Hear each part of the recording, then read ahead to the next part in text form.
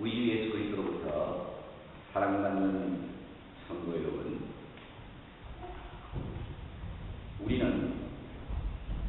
우리가 살고 있는 매일의 삶 속에서 많은 어려움들을 겪고 있습니다. 그래서 우리는 그런 문제들을 가질 때마다 그것을 두고 생각하며 고민하며 대화하면서 또는 기도하면서 우리의 많은 시간과 에너지를 사용하고 있습니다. 그런 문제들이 대학을 다니는 여러분들 같은 경우에 공부이든 혹은 직장 생활을 하고 있으면서 상사와의 갈등이든 혹은 결혼 생활이든 혹은 자녀 양육이든 간에 그런 문제들은 항상 우리의 마음 속에 끊임없이 부담이 되는 것은 사실입니다. 이런 어려움들은 우리가 오늘 주일 오후 교회에 와서 예배를 드리는 가운데, 즉 이 시간 하나님의 말씀을 듣는 시간에도 여전히 우리의 마음 속에 남아 있습니다. 혹은 때로는 우리가 정신을 집중해서 말씀을 듣지 못하도록 위협하기도 합니다.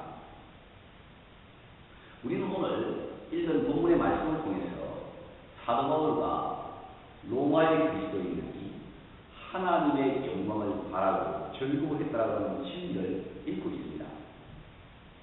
비록 이 진리가 우리에게는 실제적으로 우리 삶 가운데 약간 생소할 수 있다 하더라도 사도 바울이 여기에서 자신이 가진 자기 자신만의 어떤 문제도 말하고 있지 않다고 하는 사실은 아주 명백합니다. 사실 사도 바울은 이 본문 말씀을 기록하면서 바울 자신은 이 세상을 살면서 하나님의 영광을 바라고 즐거워하기 위해서 어떤 문제도 가지고 있지 않다고 그런 결론을 짓고 있습니다.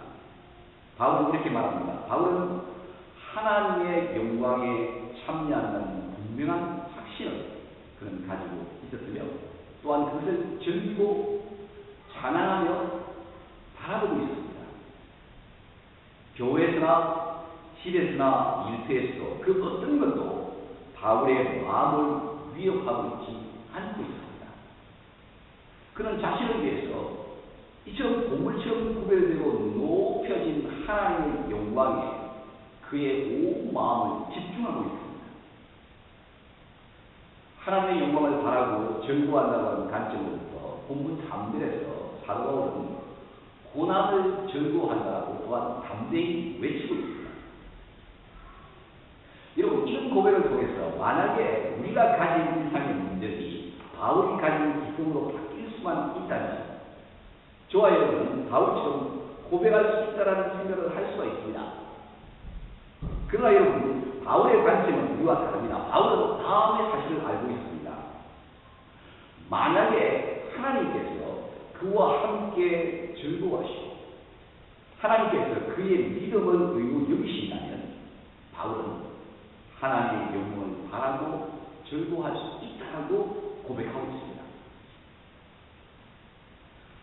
사랑하는 형제자매 여러분, 우리는 삶의 현장 속에서 심지어 시련과 고통 가운데 있을 수가 있습니다. 그런 시련의 현장 속에서 저는 오늘 여러분들에게 하나님의 말씀을 선포하고 있습니다.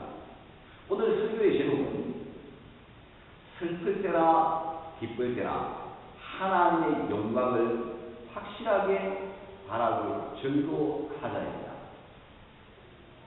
저는 이 주자리에서 다음 세 가지 내용을 살펴보려고 합니다. 첫 번째는 이런 즐거움을 가지라는 복음에 대해 생각해 보고요. 둘째로는 이런 즐거움을 위협하는 요소들, 셋째는 이런 즐거움을 강하게 만드는 요소들입니다. 먼저 여러분 첫 번째 내용을 한번 생각해 보겠습니다. 오늘 본문의 말씀은 로마서 1장부터 4장의 내용의 결과를 묘사해주고 있습니다. 로마서 5장 1절을 보십시오. 그게 어떻게 되어 있습니다. 그러므로 우리가 믿음으로 의롭다 하심을 얻은 적이라고 말씀하고 있습니다. 이 말씀은 하나님께서 하나님의 자녀들의 죄를 지불하시기 위해서 그분의 아들 예수 그리스도를 주셨고, 그래서 그 결과 그들은 하나님의 자녀로 받아들여져서 하나님 앞에서 의로운 자들이 되었고, 그래서 하나님께서는 그들을 기뻐하신다는 것입니다.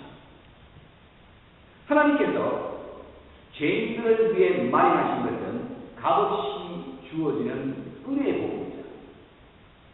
이 값없이 주어지는 은혜의 복음에 반응할 수 있는 유일한 일은 그것을 받아들이는 것입니다. 그런 반응이 바로 믿음입니다. 로마서 5장의 사도 바울은 이 복음을 받아들이는 결과로 나타나는 아주 실제적인 두 가지 반응을 설명하고 있습니다. 그 첫 번째 반응은 로마서 5장 1절 후반절에서 주 예수 그리스도 말미암아 하나님으로 더불어 화평을 누리자라고 되어 있습니다. 두 번째 반응은 2절에서 우리가 하나님의 영광을 바라고 전구한다라고 말씀하고 있습니다. 이 두 가지 반응은 결코 분리된 것이 아닙니다. 오히려 첫 번째 것이 두 번째 것의 기초가 됩니다. 왜 그렇습니까? 왜냐하면 우리가 하나님의 영광을 바라고 전구하기 위해서는 반드시 현재 하나님과 화평을 누려야 하기 때문입니다. 이것이 오늘 지나고자 하는 첫 번째 내용입니다. 즉, 바울이 전구한 이유는 복음이라는 것을 말씀드리고 싶은 것입니다. 먼저 1절의 첫 번째 내용을 생각해 보겠습니다. 우리가 하나님과 더불어 화평을 누리고 있다라고 바울은 로마의 성도들에게 편지를 쓰고 있습니다. 흔히 우리가 화평이라는 단어를 사용할 때 즉각적으로 그 의미는 전쟁이나 갈등이나 마찰이 없는 상태라고 생각할 수 있습니다. 비록 사도 바울이 이 단어를 사용할 때 구약에 사용된 평화라는 의미를 말했음에도 불구하고 바울은 이 단어가 사람들 사이에서 싸움이나 갈등이 있는 상태를 말하는 것이 아닙니다. 그럼 무엇입니까? 이 단어는 사람들 사이가 아니라 죄인과 하나님 사이의 관계를 묘사하고 있습니다. 여러분이 아는 것처럼 인간이 죄를 지어 타락한 이후에 하나님께서는 첫 인간인 아담과 이브를 낙원에서 쫓아보내었습니다. 그래서 하나님과 인간 사이에는 적대감이 있었습니다. 인간은 하나님의 면전에 있을 수가 없었습니다. 그러나 구약을 보면 하나님께서 시내산에서 이스라엘 백성들과 언약을 맺으시고 성막 제사 제도를 가르쳐 주셨을 때 그들은 하나님의 면전 앞으로 다시 올 수 있었습니다. 다르게 말하면 하나님의 진노를 받는 대신에 죄인들은 희생제물과 그리고 기도를 통해서 자유롭게 하나님의 면전으로 올 수 있었습니다. 하나님께서는 그들을 받으셨습니다. 대제사장인 아론은 민수기 6장 26절의 말씀으로 백성들을 축복해 주었습니다. 그게 어떻게 되어 있습니다. 여호와는 그 얼굴을 내게로 향하사 평강 주시기를 원한다. 정력은 죄를 용서받았고 하나님의 진노는 더 이상 백성들 위에 부어지지 않았습니다. 대신에 축복과 평화와 화해가 있었습니다. 하나님께서는 그의 백성들을 기뻐하셨습니다. 그의 백성들은 기뻐하시기 때문에 하나님께서는 그들을 돌보셨습니다. 사도 바울은 오늘 로마서를 쓰면서 로마서 3장과 4장에서 구약 성경에 나타난 희생 제도가 바로 예수 그리스도의 사역을 통해서 온전히 이루어졌다라고 기록하고 있습니다. 그리스도의 사역의 결과로 인해서 우리는 믿음으로 의롭게 되었습니다. 그 결과 우리는 우리 주 예수 그리스도로 말미암아 화평을 누리게 되었습니다. 즉 우리의 죄 때문에 그 죄 위에 부어진 하나님의 진노가 하나도 남아있지 않게 되었습니다. 이것이 바로 하나님께서 그리스도를 믿는 우리를 축복하시는 이유입니다. 다시 말해서 하나님과 예수 그리스도의 피로 말미암아 의롭게 된 사람들 사이에 하나님과 그 사람들 사이의 관계는 열렸고 평화롭게 되었습니다. 하나님께서 그 얼굴빛을 잔뜩하게 비추십니다. 하나님께서는 그들을 기뻐하십니다. 하나님께서는 평화의 축복을 그들에게 내리십니다. 사도 바울이 여기서 하나님과의 평화를 말할 때 그는 소원이나 혹은 미래에 일어날 상태에 대해서 말하고 있지 않습니다. 그럼 무엇입니까? 그는 현재 진행되는 상태를 말하고 있습니다. 이것을 강조하고 있습니다. 만약 로마서 3장과 4장에서 묘사된 대로 그리스도의 사역이 완성되었다면 우리는 실제 실제로 오늘 현재 하나님과 화평을 누리고 있다는 것입니다.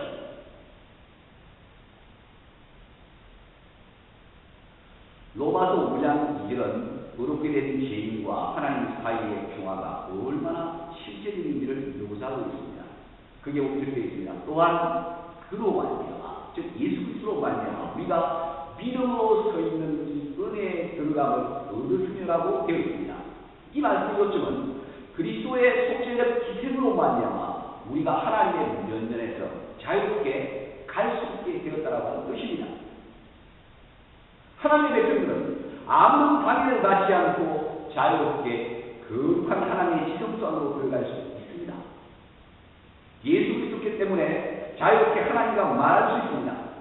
그 하나님께서는 우리 죄를 속죄하시기 위해서 그의 아들 예수 그리스도를 죄인들 우리에게 주신 것입니다. 이것은 죄를 지어 타락한 인간에게 주어졌던 형벌에 대한 회복입니다. 아담과 이브는 하나님의 면전에 수감을 당했습니다. 그러나 우리는 예수 그리스도 때문에 하나님의 면전 앞으로 나아갈 수 있게 되었습니다. 우리가 가끔 하나님의 면전 앞으로 갈 수 있다라고 말하고 있지 않습니다. 그건 무엇입니까? 바로 우리가 이 은혜 안에서 하나님의 면전 앞에 항상 서 있다라고 말하고 있습니다. 여기서 서 있다라고 하는 이 표현을 통해 사도 바울은 다시 한 번 더 현재로 계속 진행되고 있는 실제적인 사실을 설명하고 있습니다. 그리스도께서 우리를 위해 십자가를 행하신 사역을 통해서 우리가 가끔씩 우주의 왕이신 하나님의 면전 앞으로 가는 것이 아니라 마치 우리가 왕이신 하나님의 면전에 사는 것처럼 항상 그 왕 안에 있는 것을 의미하는 것입니다. 항상 우리는 모든 신들의 신이시며 모든 왕들의 왕이신 하나님의 면전 앞에 있습니다. 진실로 하나님과 이 평화는 지금 현재 지속적으로 뜨겁게 진행되는 관계입니다. 사도 바울은 로마서 8장 39절에서 다음과 같이 고백하고 있습니다. 높음이나 깊음이나 다른 아무 비전이라도 우리를 우리 예수 안에 있는 하나님의 사랑에서 끊을 수 없느냐? 만약 우리가 하나님과 화평을 누리게 된다면 우리는 얼마나 많이 하나님의 은혜로운 면전 앞으로 항상 갈 수 있겠습니까? 하나님께서는 죄인들을 위해서 하나님의 면전 앞에서 갈 수 있는 길을 활짝 열어주셨습니다. 하나님의 영광은 한때 하나님을 거부했던 죄인들을 품어주시는 하나님의 은혜입니다. 하나님의 이 위대한 영광으로 인해 사도 바울은 그 영광을 즐기고 높이 찬양하게 된 것입니다. 죄인들이 하나님과 화평을 누리게 될 수 있는 것은 죄인들이 하나님 면전 앞으로 자유롭게 가서 살 수 있는 평화를 누리게 되는 것입니다. 그러므로 여러분, 바울은 이 위대한 복음 때문에 지금 현재 기뻐하고 있다고 말하고 있습니다. 실제로 하나님의 이 위대한 복음은 결코 어떤 사람을 차가운 상태로 놓아둘 수가 없습니다. 이 위대한 복음은 하나님과 평안을 누리는 사람들의 이 감정 정서를 만집니다. 그것이 왜 오늘 본문에서 바울이 우리가 즐거워하느냐 라고 말하는 이유입니다. 이 말씀을 통하여서 사도 바울은 그 자신의 감정은 하나님의 영광 때문에 기쁨으로 고양되어 있습니다. 그는 로마에서 이 편지를 읽고 있는 형제들의 감정 또한 이 위대한 복음 때문에 동일하게 고양되어 있을 것이라고 확신하고 있습니다. 그래서 사도 바울은 구원받는 자들이 항상 경험하는 단어들은 우리가 즐거워한다, 우리가 찬양한다. 여러분, 우리가 찬양한 것처럼 We exalt you alone. 찬양한다, 우리가 찬양한다 라고 말하고 있습니다. 그런 영광스러운 복음 앞에서 우리에게 적합한 반응은 하나님의 무한한 자비를 즐기고 높이고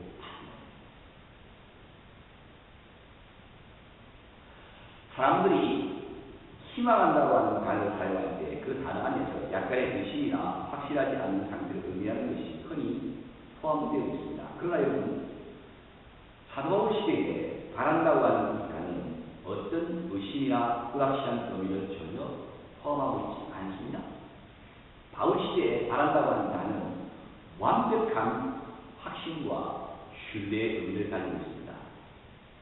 바울은 본문에서 하나님의 영광을 바라고 즐거워한다고 말했을 때 그는 하나님의 영광에 대한 결코 흔들릴 수 없는 확신을 가지고 있다고 말하고 있습니다. 동일한 확신을 가지고 사도 바울은 1절에서 우리가 하나님과 더불어 화평을 누리자라고 말하고 있습니다. 이 확신은 어떤 의심도 없이 영광스럽게 실제로 진행되고 있는 사실인 것입니다. 동일한 확신이 2절 전반부에 포함되어 있습니다. 거기에 보면 또한 그로 말미암아 우리가 믿음으로 서 있는 이 은혜의 근간을 얻으리라고 말합니다. 우리는 이 은혜에 지금 현재 서 있습니다. 우리가 그 은혜 안에 서 있지 않는 날은 단 하루도 없습니다. 이 하나님의 영광이 약간 분명하지 않다라고 말하는 것을 사도 바울은 어떤 사람에게부터 들을 수가 없습니다. 왜냐하면 사도 바울 본인에 있어서는 하나님의 은혜의 영광이 정말로 실제이기 때문에 그렇습니다.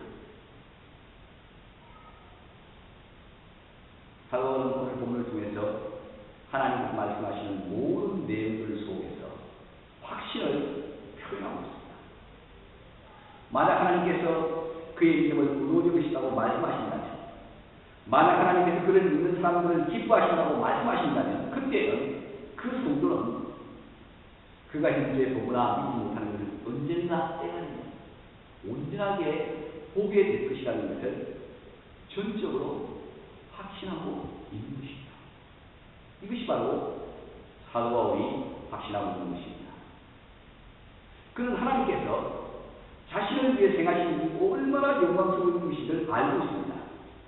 그는 그가 하나님과 평화를 누리게 된 축복의 결과를 알고 있습니다. 그것이 그가 기뻐하고 찬양하는 이유입니다. 그는 오늘 현재 하나님의 영광 속에 온전하신 부유함을 즐겁게 확신하고 있습니다. 그는 또한 언젠가 미래의 한날에 그 하나님의 영광을 온전한 눈으로 보게 될 것을 확신하고 있습니다. 바울은 자신이 예수 그리스도 안에 있는 하나님의 영광스러운 은혜 속에 있다는 것을 온전한 확신 속에서 즐기고 있습니다. 그는 또한 로마의 성도들도 그것을 즐길 것을 확신하고 있습니다. 바울이 알고 있는 복음은 결코 하나님의 은혜를 받은 사람들의 감정을 차가운 상태로 두지 않을 것입니다. 그러므로 여기에 우리 모두가 하나님의 영광을 바라고 즐거워하고 높여야 할 이유가 있습니다. 왜냐하면 하나님께서 우리를 기뻐하시기 때문입니다. 사랑하는 여러분, 하나님께서 여러분들을 진실로 기뻐하십니까? 오늘 본문의 내용에 비추어서 다음과 같은 질문을 우리들 자신에게 해볼 수 있겠습니다. 여러분은 하나님과 평화를 누리고 있습니까? 여러분은 하나님의 면전에 서 있습니까? 만약 이 질문들에 대해서 여러분들이 저는 하나님과 평화를 누리고 있습니다. 나는 하나님의 면전에 서 있습니다. 하고 말씀하실 수 있다면 확실하게 그분의 마음 속에는 즐거움이 있습니다. 아멘. 사실 그 사람은 즐거워하지 않을 수가 없습니다. 이것이 오늘 본문을 통해서 우리가 얻게 되는 강력한 뜻입니다. 우리가 믿음으로 얻게 되었기 때문에 우리는 하나님과 화평을 누리게 되었고 하나님의 면전 앞에 서 있습니다. 그러므로 우리는 하나님의 영광을 분명하게 바라고 즐기고 찬양합니다. 이런 복음은 결코 우리의 감정을 싸늘하게 만들 수가 없습니다.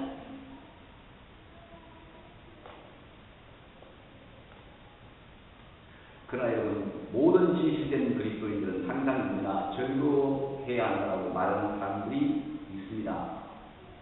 만약 그들이 하나님의 진리를 절거하지 않는다면 그들은 무엇인가를 잃어버리고 있고 그들은 그리스도인들이 아니다라고 주장하는 사람들이 또한 있습니다.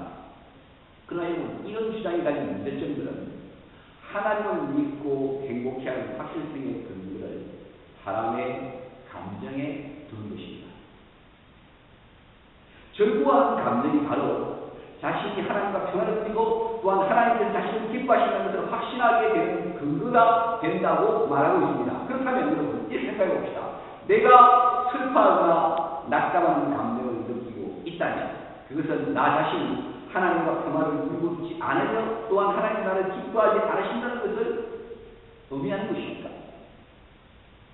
사랑하는 여러분, 우리는 다음 사실을 분명히 해야 합니다. 하나님의 영광을 바라고 절거하는 것이 그리스도인이 가진 특징이기는 하지만 그러나 삶의 여정 속에서 슬픔과 깨어짐과 괴로움을 또한 그리스도인이 경험하게 되는 것입니다. 그러므로 여러분, 우리의 믿음의 선배들이 기록한 신앙 고백서인 고린도신경 9조에 이렇게 말하고 있습니다. 그리스도인 각자가 가진 믿음의 분량에 따라서 그리스도인들은 믿음의 확신성을 가지게 된다라고 말하고 있습니다. 11조에서 이렇게 말합니다. 이 세상에서 믿는 자는 자기의 육체가 가진 다양한 의심들과 갈등을 해야만 된다라고 기록하고 있습니다. 하이델베르크 주의 날 44번째에서는 절구한 문제에 대해서 이렇게 기록하고 있습니다. 우리는 하나님께서 우리에게 요구하시는 순종을 처음에 아주 작게 시작합니다. 그곳에서 반드시 기쁨이 있어야 합니다. 순종하기도 기쁨이 있는 것입니다. 하나님께서 그런 자들을 기뻐하십니다. 그러나 여러분들이 여러분들의 감정 위에 여러분의 믿음의 확신의 탑을 건립할 수는 없습니다. 여러분들은 여러분들이 기쁨이 있는 곳이나 없는 곳 위에 그 확신의 탑을 세울 수는 없습니다.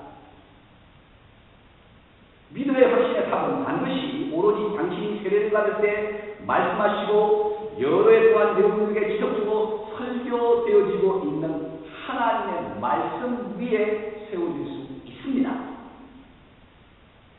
그렇게 기록하고 있습니다. 그 말씀은 무엇입니까? 하나님께서 당신을 위해서 그리스도에게 주신 성경에 기록된 하나님의 말씀입니다. 그런 영광스러운 하나님의 약속에 대해서 여러분이 긍정적으로 반응하게 되죠. 바로 그 반응은 하나님께서 여러분을 기뻐하신다는 것을 증명하는 것입니다. 또한 그런 긍정적인 반응은 여러분이 하나님의 영광을 즐거워하고 있다는 것을 확실하게 보여주는 것입니다.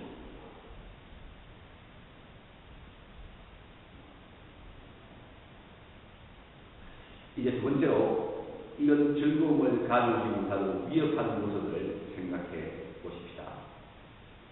사도월이 기록한 말씀에서 우리에게 하나님의 영광을 즐거워해야 한다고 말씀하지만 실제로 우리가 조금 전에 살펴본 것처럼 실제로는 그렇게 되지 못하는 일이 많이 일어납니다. 만약 여러분, 아직 여러분 결혼 안 했습니다만 여러분의 결혼 생활이 결혼했다고 가정합니다. 여러분의 결혼 생활이 당장 이어질 것만 같은 두려움에 놓이게 되면 여러분은 즐거워할 수 있겠습니까? 만약 여러분이 가운데에서 교수형을 당하는 상황이 될 때 즐거워할 수 있겠습니까? 여러분 혹시 암이 걸렸다는 진단을 받게 된다면 즐거워할 수 있겠습니까? 어떻습니까? 서울 한번 대답해 주십시오. 사랑하는 형제자매 여러분, 오늘 본문에서 마치 바울은 로마의 그리스도인들이 이런 질문을 하고 있는 것을 정확하게 예상하고 있는 것처럼 그에 대한 대답을 기록하고 있습니다. 3절을 보십시오. 3절에 보면 사도바울은 고난의 문제를 말하고 있습니다. 사도바울이 이 환란이라는 단어를 통해 설명하고자 하는 것은 로마에 있는 그리스도인이 세상을 겪는 아주 실제적인 삶의 문제들을 말하는 것입니다. 마치 우리가 오늘날 이 땅에서 매일매일 대하게 되는 삶의 어려운 점들을 말합니다. 예를 들면 결혼 생활을 통해서 겪는 매일 해야 하는 일들, 밥하고 빨래하고 청소하고 집안 치우고, 자녀를 양육하는 일들. 여러분이 학생이라면 학생이죠. 매일 학생으로서 해야 하는 공부의 일들, 어쨌든 할 수 있죠.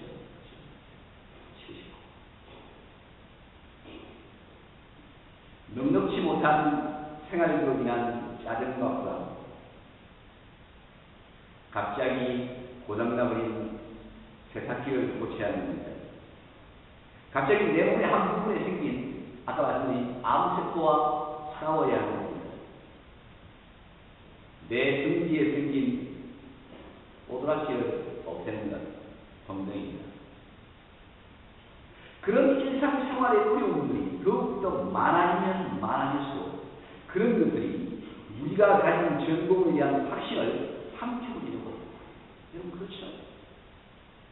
그래서 그 기회를 틈타서 우리의 영적인 대적인 사탄은 우리의 마음속에 우리가 하나님과 평화를 누리게 되었다고 하는 하나님의 말씀에 대해서 불신하고 불만족하게 만드는 생각을 우리의 마음속에 심으려고 애를 씁니다.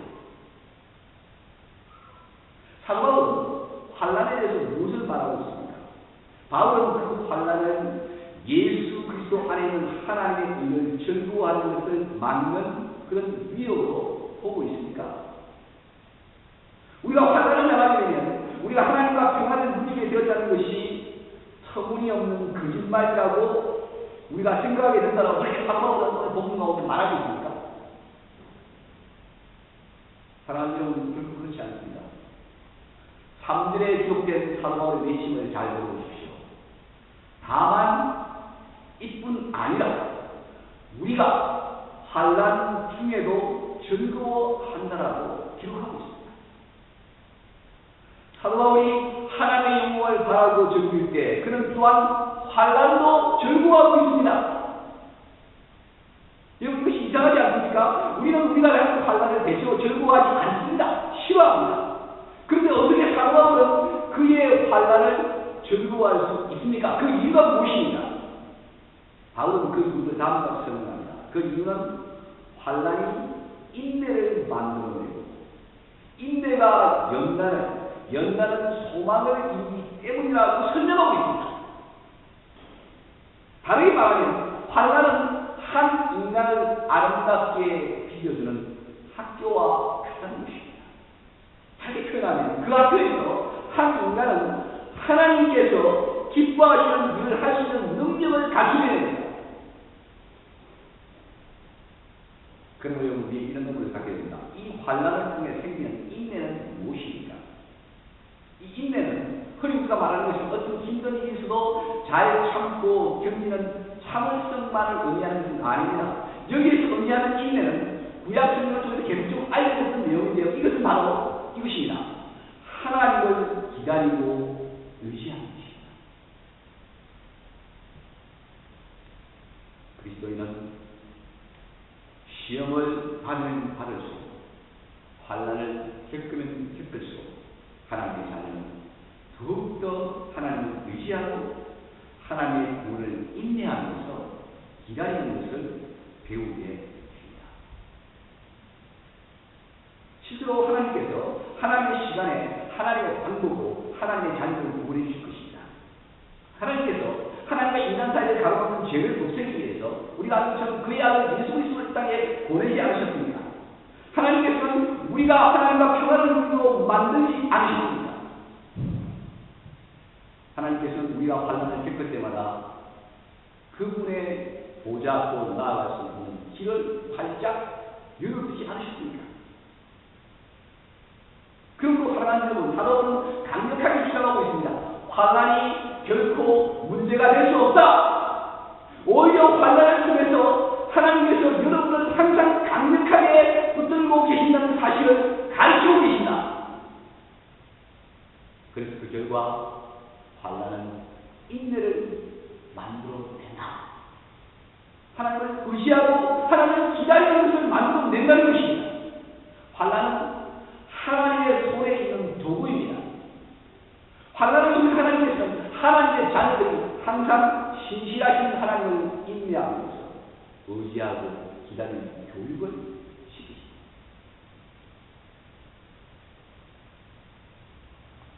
하나님을 의지하고 기다리는 능력인 인내는 그 다음 성경을 보면 연단을 만드는다고 말하고 있습니다.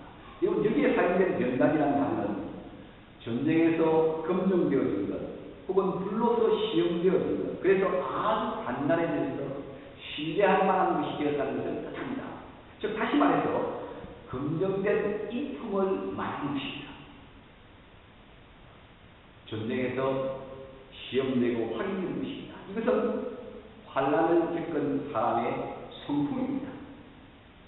그 사람은 많은 어려움 중에서도 하나님께서 자신을 강하게 붙들고 계신다는 사실을 배웁니다. 그래서 그 사람은 자신을 위해 하나님의 아들을 허락하신 하나님을 부인하려는 유혹에서 저항하는 법을 배웁니다. 그래서 지금 현재 그 사람은 그런 유혹에서 벗어나 훨씬 좋은 상태가 되었습니다. 이 사람은 시험되어졌고 전쟁을 통해서 아주 좋은 상태로 변화되었습니다. 할렐루야. 이렇게 검증되고 정신을 그 강해진 사람은 그 많은 고난이 그 사람 앞에 온다 하더라도 결코 혼란해지지 않습니다. 그런 사람은 소망을 갖게 됩니다. 그런 사람은 그리스도 안에서 자신을 기뻐하시는 하나님을 항상 소망합니다. 그런 사람은 자신 스스로가 생각하는 내용을 결코 소망하지 않습니다. 오히려 오늘 성경 본문 말씀에서 내용하는 것을 소망합니다. 그것을 가집니다. 전투에서 다루시고 검증된 인품을 가진 사람은 결코 흔들림 없이 하나님을 신뢰합니다. 그 사람은 하나님과의 평화를 누리고 있다는 것을 알고 있습니다. 그 사람은 하나님을 면전하고 자유롭게 나아갈 수 있다는 것을 알고 있습니다. 그래서 그는 하나님의 영광을 바라고 즐거워합니다. 그래서 어떤 환난도 그는 하나님의 사랑에서 분리시킬 수 없다는 것을 알고 있습니다. 대신에 그 환난으로 인해서 오히려 얼마나 분명하게 하나님께서 자신을 붙들고 계신다는 것을 알게 되는 것입니다. 환난이 하나님의 영광을 바라고 즐거워하는 데는 위협하고 도전하는 것입니까? 사랑하는 여러분, 결코 그렇지 않습니다. 이 단어가 가지고 있는 그들의 뜻으로 볼 때 환난은 고약한 것이고 어려운 문제입니다. 유한한 이 현세의 땅 속에서 겪는 가진 어려움은 때로는 우리를 좌절시키며 또한 하나님의 선하심과 하나님의 우리와 함께 하심을 의심하게 만들기도 합니다. 그러나 사도 바울은 그런 환난 속에서 즐거워하고 있습니다. 왜 그렇습니까? 왜냐하면 환난을 통해 하나님께서 하나님의 뜻대로 역사하고 계신다는 것을 알고 믿기 때문입니다. 하나님께서 어린아이와 같은 믿음을 가진 사람을 장승한 믿음의 사람으로 바꾸시는 것을 하고 계신다는 것을 알기 때문입니다. 그래서 그 결과 그 사람은 결국에 가서는 오로지 하나님만을 최고로 바라는 사람, 하나님만을 더욱더 신뢰하는 사람, 하나님만을 더욱더 즐거워하는 사람이 될 것입니다.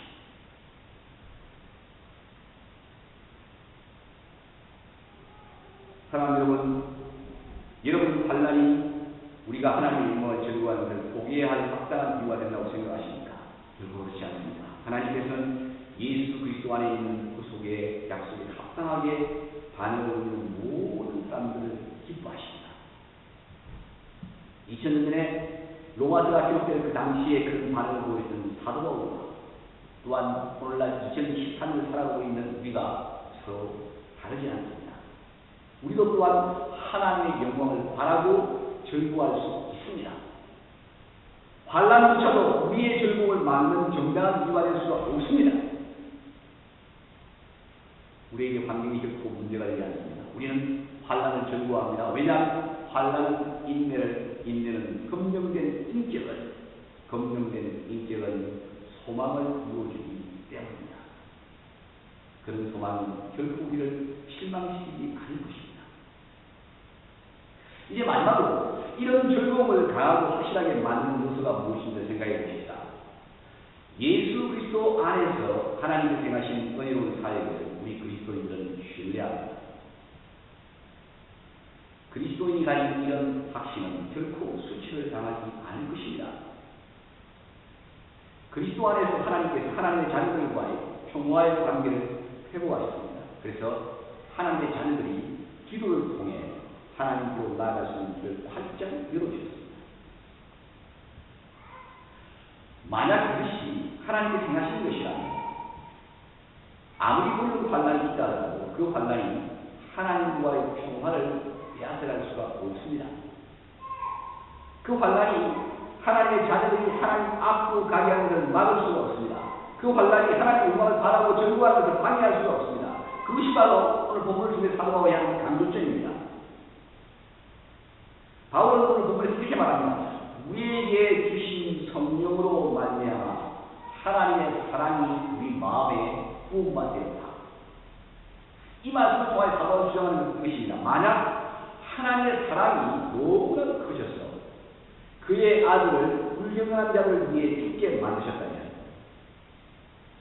하나님의 사랑이 너무나도 위대하셔서 그의 아들의 죽음을 통해 원수였던 죄인들과 자신과 화해하게 만드셨다면, 만약에 하나님께서 그분의 사랑을 죄인들의 마음속에 부어주셔서 그들이 하나님의 영광을 바라고 전구할 수 있게 되었다면, 그런 사랑을 받은 우리 그리스도인들은 영원히 흔들릴 수 없는 다음과 같은 확실한 진리를 가지고 있다는 것입니다. 그 진리가 무엇이냐면 이것입니다.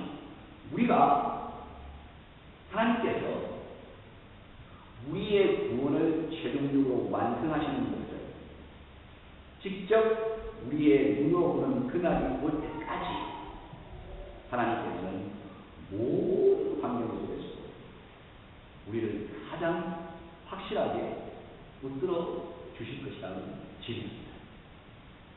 아멘? 이해되시죠? 일반적으로 사람들은 확실하게 볼 수 있을 때 그것을 소망합니다.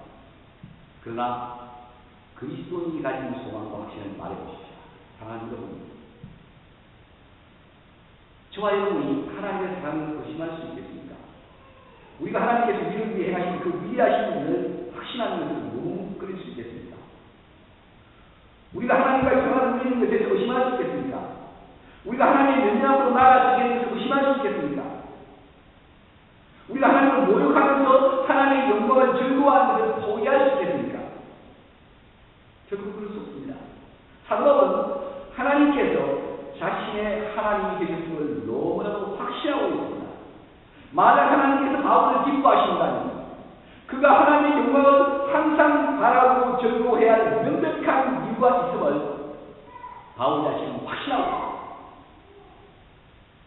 그래서 부유할 때나 가난할 때나 좋은 날이나 나쁜 날이나 건강할 때나 아플 때나 하나님의 영광이 우리 그리스도인들을 위해 준비되었다는 것을 온전히 확신해야 할 이유가 항상 언제나 그에게 있습니다.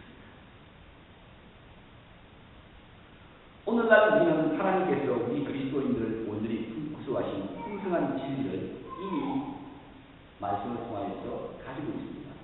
단지 여러분, 저와 여러분이 아쉬워하는 점은 우리가 그것을 우리의 육신의 눈으로 보지 못한다는 것입니다. 그러나 여러분, 이것을 알아야 합니다. 우리 육신으로 보는 그 문제는 하나님께서 언젠가 다른 날을 위해 남겨두신 것입니다. 성경은 예언합니다. 그날은 곧 너희에게 다가올 것이다.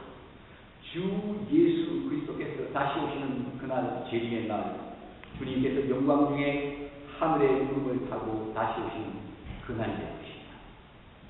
그날에 우리가 영광스러운 몸으로 부활하여 우리의 눈으로 주님의 영광을 바라보게 될 것입니다. 그날이 되면 우리 모든 그리스도인들은 하나님 그분의 면 앞에서 환대의 초청을 받게 될 것입니다. 여러분, 그렇습니다. 그때가 되면 우리 그리스도인들은 새 예루살렘에서 새 하늘과 새 땅인 천국에서 하나님과 함께 평화롭게 영원히 살게 될 것입니다. 그날이 올 때까지 비록 이 땅에서 눈물을 흘리는 일이 있겠지만 그러나 그 가운데서도 우리는 오늘 사도 바울이 고백하는 것처럼 하나님의 영광을 바라고 즐거워하는 것입니다. 눈물과 슬픔이 있는 이 땅 속에서 하나님 주시는 이 영광스러운 복음의 약속으로 인해서 늘 하나님의 영광을 바라고 즐거워하는 성도님들이 되시기를 주님의 이름으로 간절히 축원드립니다. 아멘. 우리 함께 일어나셔서 마지막 찬양을 부르도록 하겠습니다.